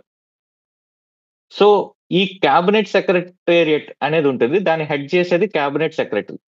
క్యాబినెట్ మీటింగ్ కావాల్సిన సెక్రటేరియల్ సపోర్ట్ అన్ని కూడాను ఈ క్యాబినెట్ సెక్రటేరియట్ ఇస్తుంది. అంటే అజెండా ప్రిపేర్ చేయడం, దానికి కావాల్సిన పేపర్ వర్క్ చేయడం, ఇదంతా కూడా చేసేది ఎవరంటే ఈ క్యాబినెట్ సెక్రటేరియట్. సో ఇది బేసిక్ కాన్సెప్ట్. ఇది తెలిస్తే ఈ క్వశ్చన్ ఈజీగా మీరు పెట్టేయచ్చు. ఈవెన్ గవర్నెన్స్ లో పేపర్ 2లో role of cabinet secretariat and PMO గురించి కూడా అడగొచ్చు. ఎప్పుడైతే పవర్ఫుల్ ప్రైమ్ మినిస్టర్స్ వస్తారో పిఎంఓ పవర్ఫుల్ అయిపోతుంది. ద మోస్ట్ పవర్ఫుల్ పిఎంఓ ఎప్పుడంటే మేడం ఇందిరాగాంధీ టైంలో. మళ్ళీ ఇప్పుడు కూడా పిఎంఓ అనేది పవర్ఫుల్. సో దీనిపైన క్వశ్చన్ అడగొచ్చు. Rise of PMO and its impact on governance కానీ క్యాబినెట్ సిస్టమ్ మీద కానీ అడగొచ్చు ఈ క్వశ్చన్. ఇది పొటెన్షియల్ క్వశ్చన్ ఇది. సో క్యాబినెట్ సెక్రటేరియట్ యొక్క రోల్ ఏంటి? క్యాబినెట్ మీటింగ్స్ కి అజెండా ప్రిపేర్ చేయడం, దానికి కావాల్సిన సెక్రటేరియట్స్ అసిస్టెన్స్ ఇవ్వడం, allocation of financial resources. Minister కి ఇది ఎందుకు అలికేట్ చేస్తుందంటే చేయదు. ఇది బేసిక్ థింగ్. ఇది అలికేట్ చేయదు. ఎవరికి రీసోర్సెస్ కావాల్సింది ఆల్రెడీ ఫిక్స్ అయిపోతుంది బడ్జెట్ లో. ఏ డిపార్ట్మెంట్ కి ఎంత కావాలని వాళ్ళు డిమాండ్స్ ఫర్ గ్రాంట్స్ పెడతారు. ఆ గ్రాంట్స్ ని బట్టి వాళ్ళకి బడ్జెట్ అలొకేట్ చేస్తారు. అలొకేట్ చేసి అదే అప్రోప్రియేషన్ బిల్ పాస్ చేస్తారు. అసిస్ట్ చేస్తుంది గవర్నమెంట్ ఇంటర్ డిపార్ట్మెంటల్ కోఆర్డినేషన్‌కి వాటన్నిటి కూడాను. Administrative head of the secretariat is cabinet secretary. Cabinet secretary. So మీరు 21 ఇయర్స్‌లోకి సివిల్ సర్వీస్‌లోకెళ్తే 21 ఆర్ 23 ఇయర్స్‌లోకి మీరు క్యాబినెట్ సెక్రటరీ అయ్యే ఛాన్స్ ఉంటుంది. లేదు అనుకుంటే సెక్రటరీ వరకు వెళ్లి ఆగిపోతారు మీరు. ఇంకా ఎక్కువ ఏజ్ 30 ఏజ్ అయితే అంతకన్నా తక్కువకి అంటే లైక్ ప్రిన్సిపల్ సెక్రటరీ అక్కడి వరకు వెళ్లి ఆగిపోతారు. సో మీరు తొందరగా ర్యాంక్ తెచ్చుకుంటే మీరు క్యాబినెట్ సెక్రటరీ అవుతారు. సో ప్రెసిడెంట్‌కి కొన్ని డ్యూటీస్ ఉన్నాయి. ఆ డ్యూటీస్‌లో ఒక డ్యూటీ ఏందంటే చాలా వేరియస్ రిపోర్ట్స్‌ని హౌస్ ముందు పెట్టడం. మీరొకటి సింపుల్‌గా గుర్తుపెట్టుకోండి. ఇదొక బండ గుర్తు లాంటిది. ఏదైనా కమిషన్ కాన్స్టిట్యూషనల్ బాడీ అయితే అది ప్రెసిడెంట్‌కి తన రిపోర్ట్ ఇస్తుంది. కాన్స్టిట్యూషనల్ బాడీ కాకపోతే గవర్నమెంట్‌కి రిపోర్ట్ ఇస్తుంది. దీనికి కొన్ని ఎక్సెప్షన్స్ ఉన్నాయి. బట్ ఇన్ జనరల్‌గా మీరు గుర్తుపెట్టుకోవచ్చు ఇప్పుడు. National commission for SC report ఎవరికిస్తుంది? సెంట్రల్ గవర్నమెంట్‌కా? ప్రెసిడెంట్‌కా? అది కాన్స్టిట్యూషనల్ బాడీ కాబట్టి ప్రెసిడెంట్‌కి ఇస్తుంది. దీనికి ఎక్సెప్షన్ ఉండొచ్చు. బట్ దీనొక చిన్న ఏమీ రానప్పుడు ఇదొక్కటి వాడొచ్చు మీరు. Union finance commission constitutional body ప్రెసిడెంట్‌కి ఇస్తుంది. ప్రెసిడెంట్ పార్లమెంట్ ముందు ప్లేస్ చేస్తారు. కాగ్ కాన్స్టిట్యూషనల్ బాడీ రిపోర్ట్ ప్రెసిడెంట్‌కి ఇస్తే ప్రెసిడెంట్ పార్లమెంట్ ముందు పెడతారు. సేమ్ ఎస్సీ కమిషన్ గూడా. ఈ క్వెషన్ చాలా ఈజీ క్వెషన్. పాక్. పాక్ ఎందుకిస్తుంది? పాక్ అనేది స్పీకర్ సంబంధించింది. హౌస్‌కి సంబంధించింది. హౌస్‌కి సంబంధించింది కాబట్టి స్పీకర్‌కి ఇస్తారు గానీ, హౌస్‌కి సంబంధించిన వాళ్ళు ప్రెసిడెంట్‌కి ఎందుకిస్తారు? ఇవ్వరు. సో, ఆ లాజిక్‌తో కూడా దీన్ని తీసేయొచ్చు. మీకు స్పెసిఫిక్‌గా తెలియకపోయినా గూడా.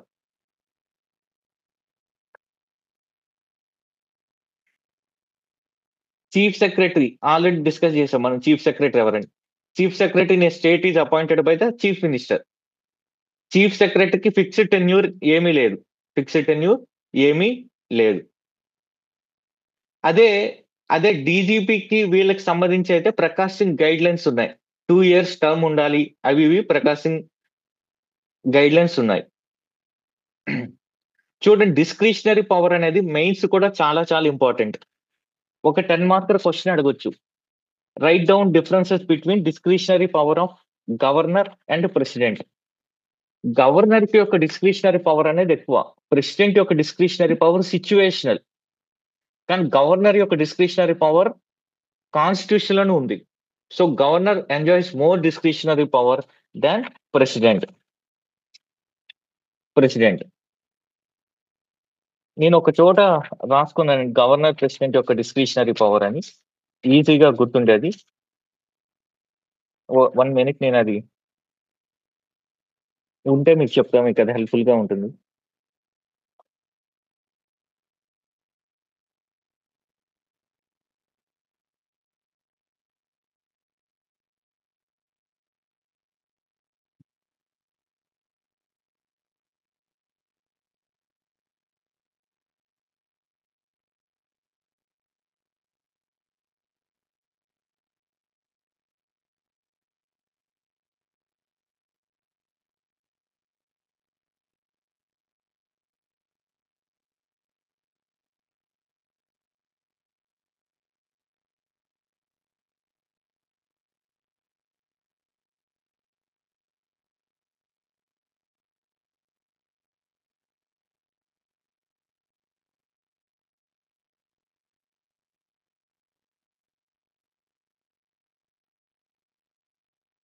నాకు దొరకలేదండి. బట్ ఆ ఫోటో మీకు పంపిస్తానది. ఒక చోట చాలా క్లియర్‌గా రాసుకున్నాను నేనది. గవర్నర్‌కి ప్రెసిడెంట్‌కి ఉన్నది. నేను ఆ ఫోటో మీకు పెడతాను. ఇక్కడ 2 డిస్క్రిషనరీ పవర్స్ అని అంటాం జనరల్‌గా గవర్నర్‌కి. సిట్యుయేషనల్ డిస్క్రిషనరీ పవర్ ఒకటి. ఎక్స్‌ప్లిసిట్‌గా కాన్స్టిట్యూషన్‌లోనే మెన్షన్ చేశారు. ఎక్స్‌ప్లిసిట్‌గా కాన్స్టిట్యూషన్‌లోనే మెన్షన్ చేశారు. సిచ్యువేషనల్ అండ్ ఎక్స్‌ప్లిసిట్ గా గవర్నర్. ఆర్టికల్ 163లో గాని ఎక్స్‌ప్లిసిట్ గా మెన్షన్ చేసింది నేను చెప్తున్నాను. ఆర్టికల్ 163లో 163 ఆర్టికల్ 200 ఆర్టికల్ 350 వీటిలో ఎక్స్‌ప్లిసిట్ గా గవర్నర్‌కి డిస్క్రిషనరీ పవర్ ని మెన్షన్ చేశారు.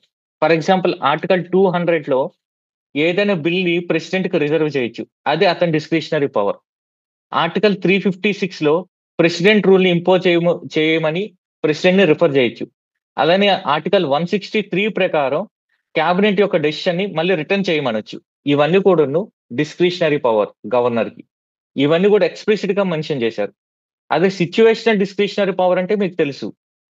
ఏ గవర్నమెంట్‌కి ఏ పార్టీకి మెజారిటీ లేనప్పుడు, ఏ పార్టీకి మెజారిటీ లేనప్పుడు ఒక తను అనుకున్న పార్టీని ఏ పార్టీకైతే ఎక్కువ మెజారిటీ ఉందనుకుంటాడో, ఆ పార్టీని గవర్నమెంట్ ఫార్మ్ చేయొచ్చు. నో కాన్ఫిడెన్స్ మోషన్ గాని, కాన్ఫిడెన్స్ మోషన్ తర్వాత గవర్నమెంట్ కొలాప్స్ అయిపోయిందనుకోండి. అప్పుడు అసెంబ్లీని డిసాల్వ్ చేయాలా? అసెంబ్లీని డిసాల్వ్ చేయాలా? లేదా వేరే పార్టీని ఇన్వైట్ చేయాలా? వేరే పార్టీని గవర్నమెంట్ ఫార్మ్ చేయడానికి ఇన్వైట్ చేయాలా?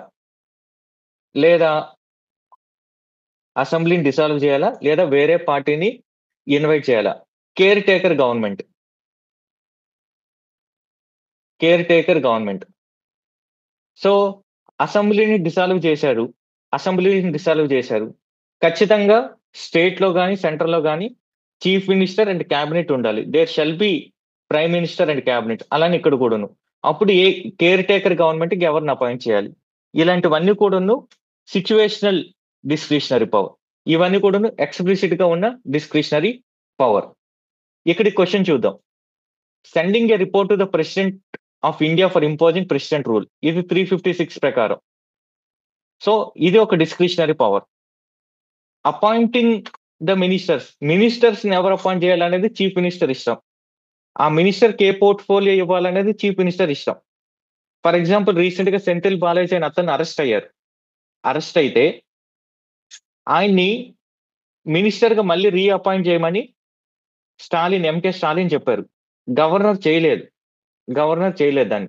అప్పుడు తమిళనాడు గవర్నమెంట్ సుప్రీం కోర్ట్‌కెళ్ళింది. సుప్రీం కోర్ట్ చీఫ్ మినిస్టర్ చెప్పిందే చేయాలి.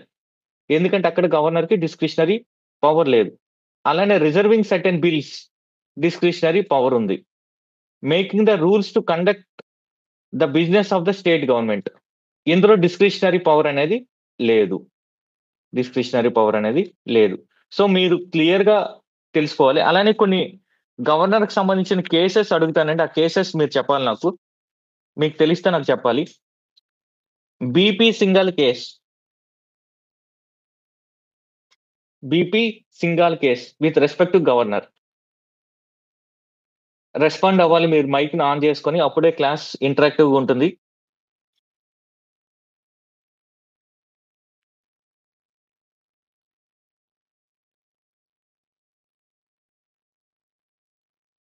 BP Singhal case.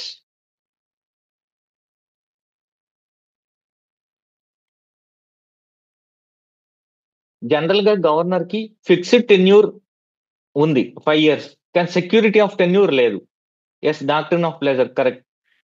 జనరల్‌గా గవర్నర్‌కి ఫిక్స్డ్ టెన్యూర్ ఉంది 5 ఇయర్స్. కానీ సెక్యూరిటీ ఆఫ్ టెన్యూర్ లేదు. అంటే ఈ 5 ఇయర్స్‌లో ఎప్పుడైనా గవర్నర్ తీసేయొచ్చు.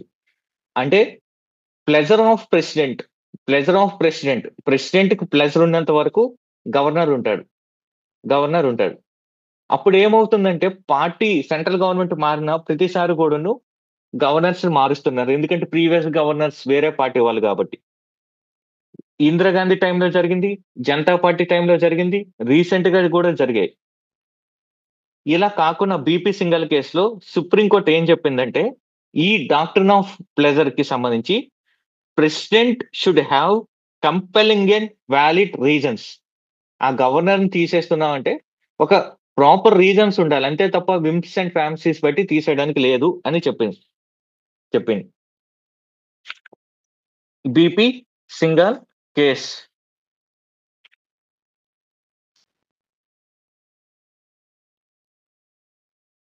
మీరు ఇక్కడ గుర్తుపెట్టుకోవాల్సింది ఏంటంటే ప్రెసిడెంట్ కి వైస్ ప్రెసిడెంట్ కి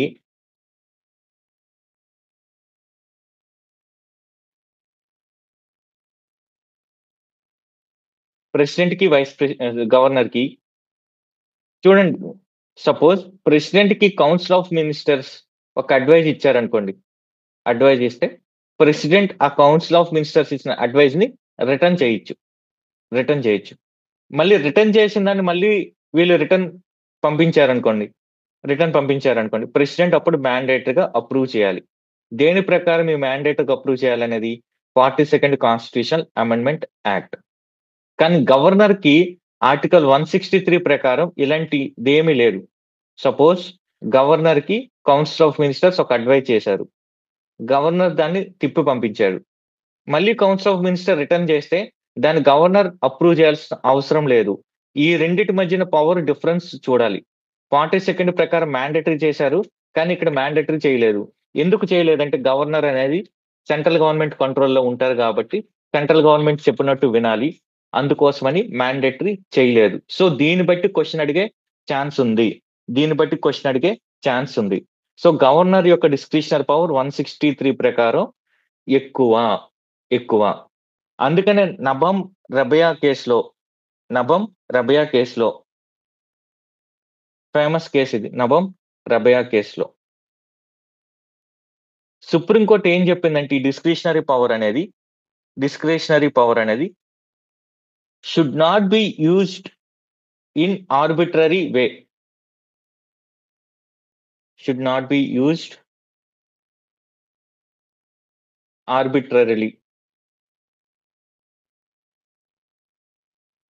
ఆర్బిట్రరీగా ఈ పవర్ ని నబం రబియా కేసులో వాడకూడదని సుప్రీంకోర్టు చెప్పింది. So BP Singhal case important, Nabam Rebia case important. Nabam Rebia case అనేది ఇంపార్టెంట్. ఇంకా పూంచి కమిషన్, సర్కారియా కమిషన్ ఇవన్నీ కూడా చాలా ఇంపార్టెంట్ గవర్నర్ కి సంబంధించి.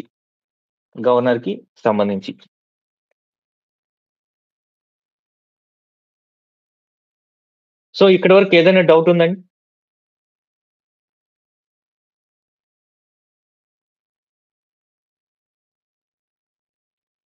ఇక్కడ వరకు ఏదైనా డౌట్?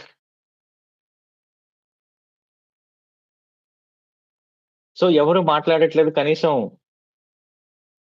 నిద్రపోతున్నారా, మేల్కొని ఉన్నారా? Yes, sir. ఓకే.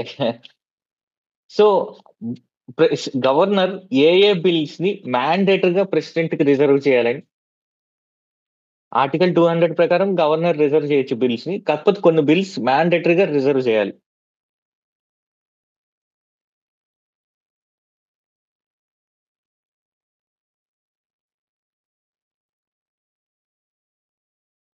కొన్ని బిల్స్ ని మ్యాండేటరీగా రిజర్వ్ చేయాలి.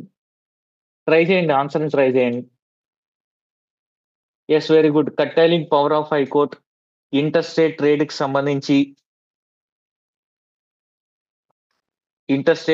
సంబంధించి డిపిఎస్పిని ఆపోజ్ చేసిన,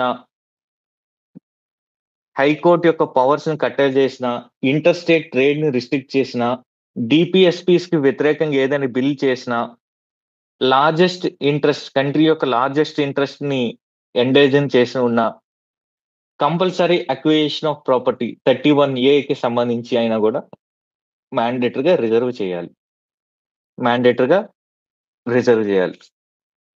మిగతాది అతని discretion. BP Singhal case,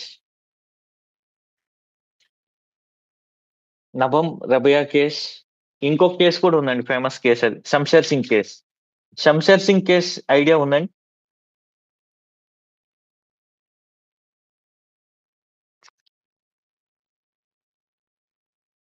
Shamsher Singh కేసులో పొజిషన్ ఆఫ్ గవర్నర్ ని క్లియర్ గా చేసింది. ఈ శంషేర్ సింగ్ కేసులో ఏం చెప్పిందంటే నీ సెరిమోనియల్ పవర్, గవర్నర్ యొక్క పవర్ అనేది ఒక కాన్స్టిట్యూషనల్ గా formal constitutional power only in accordance with advice of the minister అని చెప్పింది. అంటే గవర్నర్ పేరుకి స్టేట్ కి హెడ్ అయినంత మాత్రాన పవర్ అంతా కూడా గవర్నర్ది కాదు. Is formal constitutional head. he should act in accordance with aid and advice of council of ministers అని చెప్పింది. ఇదండి next question, office of the governor సంబంధించి. Office of the governor Canadian model, అది అందరికీ తెలుసు. Makes appointments of district judge, high court judge, supreme court judge అనేది president చేస్తే district జడ్జిని గవర్నర్ చేస్తారు ఇన్ కన్సల్టేషన్ విత్ హైకోర్టు. ఇక్కడ state election commission, state public service commission, ఈ రెండింటికి ఒక పెక్యులారిటీ ఉంటుంది. వీటిని అపాయింట్ చేసేది గవర్నర్ అయినా రిమూవ్ చేయాల్సింది ప్రెసిడెంట్. అపాయింట్ చేసేది గవర్నర్ అయినా రిమూవల్ చేయాల్సింది ప్రెసిడెంట్. అందువలన పబ్లిక్ సర్వీస్ కమిషన్ లో మెంబర్స్ ఏ ఫ్రాడులెంట్ యాక్టివిటీస్ చేసినా కూడా వాళ్ళ మీద యాక్షన్ తీసుకోవడం చాలా కష్టం అయిపోద్ది స్టేట్ గవర్నమెంట్స్ కి. యాక్చువల్ గా అయితే వాళ్ళకి సెక్యూరిటీ కోసమని పెట్టారు. ఇప్పుడు పబ్లిక్ సర్వీస్ కమిషన్ లో అన్డ్యూ ప్రెజర్ తీసుకొచ్చి ఆ మెంబర్స్ చేత తప్పుడు పనులు చేయించవచ్చు స్టేట్ గవర్నమెంట్. అందుకోసమని వాళ్ళకి సెక్యూరిటీ ఇవ్వాలని ప్రెసిడెంట్ రిమూవల్ అని చెప్పారు. బట్ ఒక్కొక్కసారి ఏమవుతుందంటే అది కౌంటర్ ప్రొడక్టివ్ కూడా అయిపోతుంది. ఇంకోటి ఏంటంటే చీఫ్ మినిస్టర్ అపాయింట్ చేసేది governor. Governor is not equal to lieutenant governor. ఇది గుర్తుపెట్టుకోవాలి మీరు. Governor is not equal to lieutenant governor. అందుకని ఆ పేరుంది లెఫ్టినెంట్ గవర్నర్, గవర్నర్ కాదు. అందువల్ల ఢిల్లీలో చీఫ్ మినిస్టర్ ఎవరు అపాయింట్ చేస్తారంటే ప్రెసిడెంట్ అపాయింట్ చేస్తారు. అంతే తప్ప లెఫ్టినెంట్ గవర్నర్ చేయరు. Lieutenant governor is agent of president. Governor is constitutional head of the state. వాటి పొజిషన్ వేరు. సో అది మీకు క్లారిటీ ఉండాలి. అది క్లారిటీ ఉంటే క్వశ్చన్ అంతా కూడా ఈజీయే. ఇన్కరెక్ట్ అడిగాడు, ఇక్కడ మీరు తప్పు చేసే అవకాశం ఉంది. ఇది ఇన్కరెక్ట్.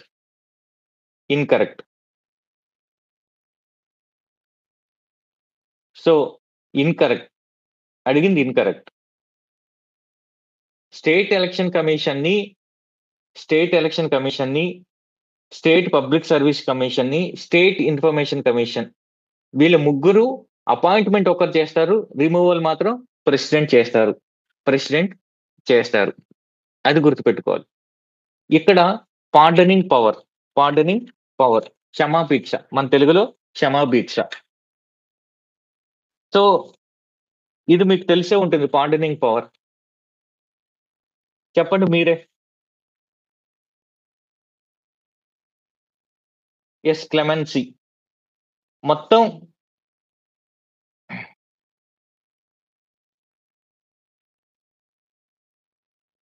ఒకటి పార్డన్ అంటే కంప్లీట్ గా శిక్షని తీసేయడం. అబ్సాల్వింగ్ కంప్లీట్ గా తీసేయడం. మీకు ఉరిశిక్ష పడితే మీరు హ్యాపీగా బయట తిరగడం, మీకు లైఫ్ ఇంప్రిజన్మెంట్ పడినా మీరు బయటకు వచ్చేయడం. సో కంప్లీట్ గా తీసేయడం, అది పార్డనింగ్ పవర్. పార్డన్ అంటే క్షమించేయడం ఇంకా మిమ్మల్ని పూర్తిగా. రెండోది commutation.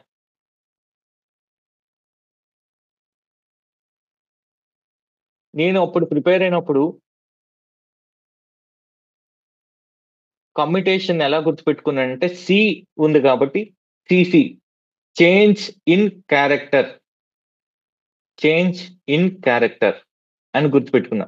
CC change in character. ఏంటి క్యారెక్టర్ చేంజ్ చేయడం అంటే డెత్ పెనాల్టీ ఉంటే లైఫ్ ఇంప్రిజన్మెంట్ కి మార్చడం. ఒకవేళ రిగరస్ ఇంప్రిజన్మెంట్ ఉంటే నార్మల్ గా సింపుల్ ఇంప్రిజన్మెంట్ గా ఉంచడం. So nature of the punishment మారిపోతుంది. అది కమ్యూటేషన్. కమ్యూటేషన్ కి బంధువే రెమిషన్. నేను ఎలా గుర్తుపెట్టుకున్నా అంటే అప్పుడు కోర్స్ అని గుర్తుపెట్టుకున్నా. Commutation plus remission. ఏంటి ఇదంటే టెంపరరీ కమ్యూటేషన్ రెమిషన్ అంటారు. టెంపరరీ కమ్యూటేషన్ రెమిషన్ అంటే కమ్యూటేషన్ ఏం చేశారు? Change of nature of punishment. For example rigorous imprisonment. అంటే మీరు డైలీ లేబర్ చేయాలి జైల్లో. రిగరస్ పనిష్మెంట్ అంటే. ప్రెగ్నెంట్ లేడీ ఉన్నారు. ఆమె డైలీ పనిష్మెంట్ చేయలేరు. డైలీ పని చేయలేరు. కూలి పని చేయలేరు. అప్పుడు ఆమెకి సింపుల్ ఇంప్రిజన్మెంట్ గా మారుస్తారు. ఏ పీరియడ్ కి? టెంపరరీ పీరియడ్ కి.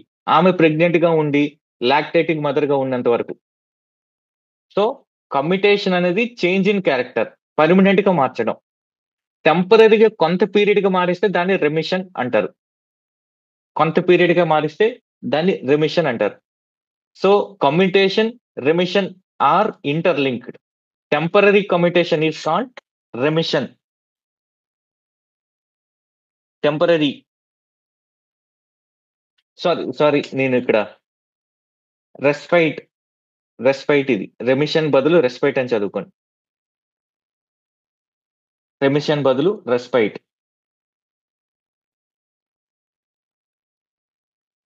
Temporary commutation is respite.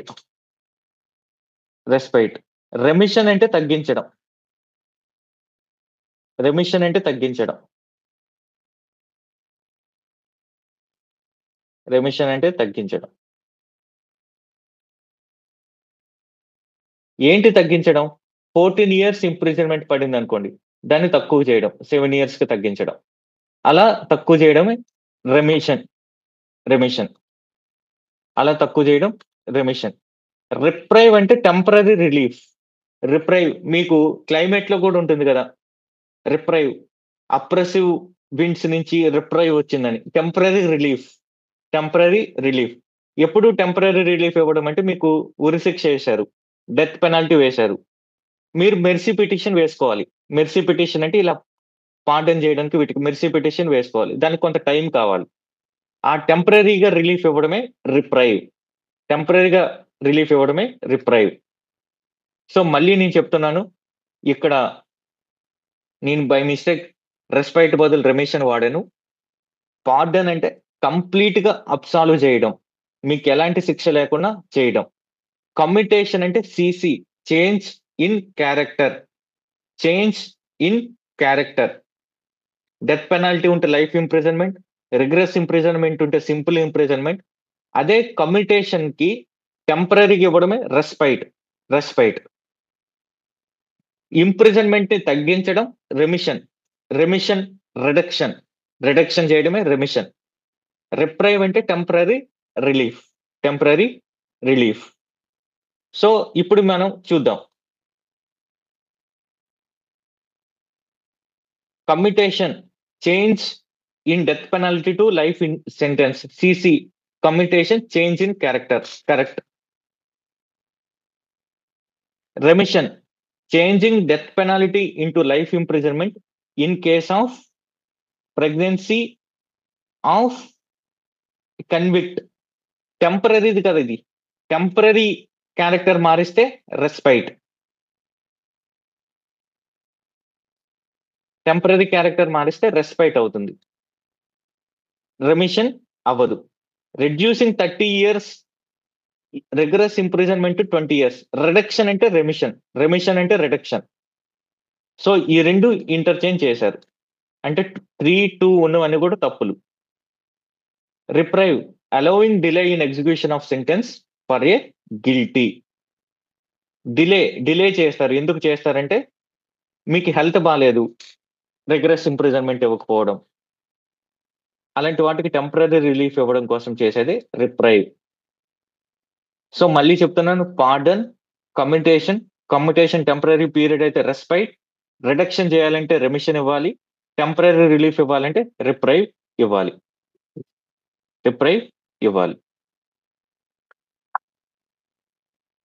ఇంకోటి ఇక్కడ గుర్తుపెట్టుకోవాల్సింది ఏంటంటే, మీరు ప్రెసిడెంట్ యొక్క పవర్ యూనియన్ లాకు ఉంటుంది, గవర్నర్ యొక్క పవర్ స్టేట్ లాకు ఉంటుంది, అలానే ప్రెసిడెంట్ యొక్క పవర్ మార్షల్ లాకి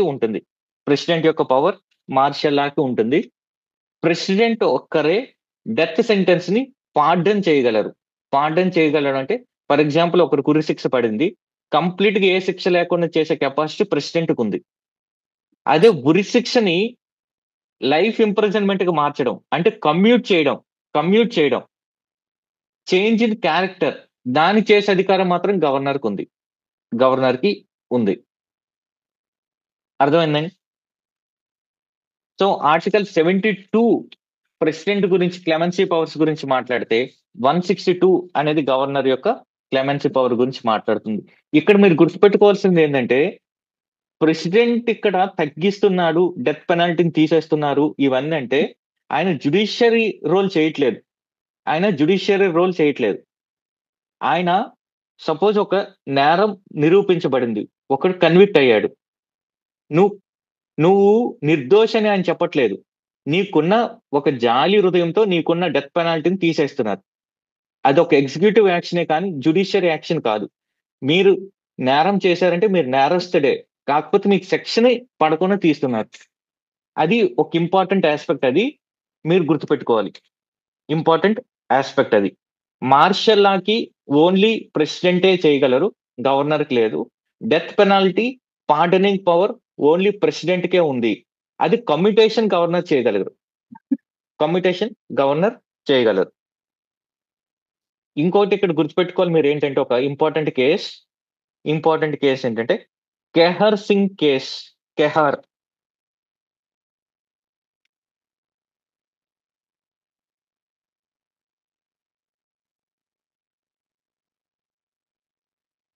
ఈ కేసులో సుప్రీంకోర్టు ఏం చెప్పిందంటే ఈ పార్డనింగ్ పవర్ ని జ్యుడిషియల్ రివ్యూ చేస్తా అని చెప్పింది.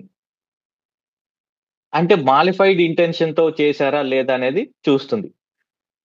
ఫర్ ఎగ్జాంపుల్ ఒక పార్టీ అధికారంలో ఉంది, ఆ పార్టీ సపోర్టర్ మర్డర్ చేశారు, మర్డర్ చేస్తే ఉరిశిక్ష పడింది, ఉరిశిక్ష పడితే ఒక మాలిఫైడ్ ఇంటెన్షన్ తో ఉరిశిక్ష తీసేశారు. సో అలాంటి మిస్క్యారేజ్ ఆఫ్ జస్టిస్ జరుగుతుంది కాబట్టి జ్యుడిషియల్ రివ్యూ చేస్తానని సుప్రీంకోర్టు కెహర్ సింగ్ కేసులో చెప్పింది. ఇంకోటి మీరు గుర్తుపెట్టుకోవాలి ఏంటంటే ఇంతకు ముందు కాన్స్టిట్యూషన్ రాకముందు కూడాను ఈ క్లెమెన్సీ పవర్స్ ఉండేది, పార్డనింగ్ పవర్స్ కొంతమంది ఆర్మీ ఆఫీసర్స్ వీళ్ళు ఉండేది మార్షల్ లా ప్రకారం. వాళ్ళు కూడా ఇవ్వచ్చు, వాళ్ళు దాటినాక ప్రెసిడెంట్ ఉంటుంది, అంటే వాళ్ళకు కూడా పవర్స్ ఉన్నాయి. మీరు ఇక్కడ గుర్తుపెట్టుకోవాల్సింది ఏంటంటే ఓన్లీ ప్రెసిడెంట్ కే ఉన్నాయి, గవర్నర్ కి ఉన్నాయని కాదు. ఆల్రెడీ ఎవరైనా ఆర్మీ ఆఫీసర్ కి ఆ పవర్ ఉంటే, ఇంప్రిజన్మెంట్ ని మార్చే పవర్ ఉంటే అది ఆల్రెడీ కంటిన్యూ అవుతుంది. బట్ ప్రెసిడెంట్ కొన్ని వీళ్ళకి ఎక్కువ ఉన్నాయి, పార్డనింగ్ పవర్ ఇవన్నీ కూడా ఉంది. సో అది గుర్తుపెట్టుకోవాలి మీరు. చూడండి ఇక్కడ question, next question, with reference to pardoning powers of the president. Yes Ramesh Kumar, మీరు ఏదో డౌట్ అడుగుతున్నారండి?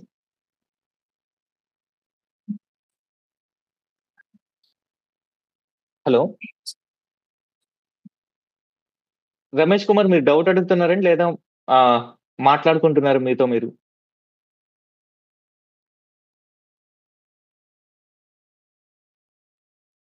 Okay. With reference to pardoning powers of the president consider the following statements. Article 72 of the Indian Constitution gives the pardoning powers to the President of India. Correct. The President of India can exercise his power of pardon independent of the government. లేదు, నేను చెప్పాను కదా president కి discretionary power అనేది సిచ్యువేషనలే, మిగతా అంతా కూడా aid and advice of cabinet కావాలి. సో గవర్నమెంట్ కి ఇండిపెండెంట్ గా ఇవ్వలేదు. ప్రెసిడెంట్ పార్డన్ చేస్తున్నారంటే క్యాబినెట్ పార్డన్ చేస్తున్నట్టు. The officer of the armed forces can be empowered by law to suspend, remit or commute a sentence passed by court martial. చేయొచ్చు. ఆల్రెడీకి ఆయనకి ఏదైనా ఒక చట్టం ద్వారా ఆయనకు పవర్ ఉంటే చేయొచ్చు. సో ఇన్కరెక్ట్ అడిగారు కాబట్టి బి అనేది 2. సో ఇప్పటి వరకు ఏమైనా డౌట్స్ ఉన్నాయండి? అందరూ సైలెంట్ గా ఉన్నారు, ఏమైనా డౌట్స్ ఉన్నాయా?